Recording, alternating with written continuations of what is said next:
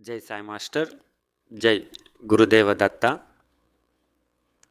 అరుల్ మిగు అన్నామలై తిరుకోయిల ప్రపంచ ప్రసిద్ధిగాంచినది.